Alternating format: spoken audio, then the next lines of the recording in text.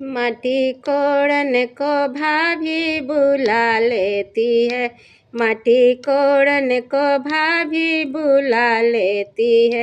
ननद खुशी खुशी भाभी घर आती है, ननद खुशी खुशी भाभी घर आती है। आज मेरा भतीजा का माटी कोड़न है, आज मेरा भतीजा का माटी कोड़न है।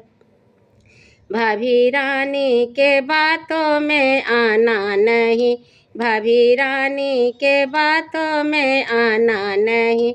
ये तो झुमका दिखा कर छुपा लेती है, ये तो झुमका दिखा कर छुपा लेती है।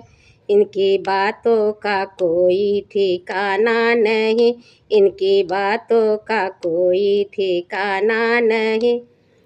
माटी कोड़न को भाभी बुला लेती है, माटी कोड़न को भाभी बुला लेती है। ननद खुशी खुशी भाभी घर आती है, ननद खुशी खुशी भाभी घर आती है। आज मेरी भतीजी की माटी कोड़न है, आज मेरी भतीजी की माटी कोड़न है। भाभी रानी की बातों में आना नहीं, भाभी रानी की बातों में आना नहीं। ये तो अंगूठी दिखा कर छुपा लेती है, ये तो पायल दिखा कर छुपा लेती है। इनकी बातों में कोई ठिकाना नहीं, इनकी बातों का कोई ठिकाना नहीं।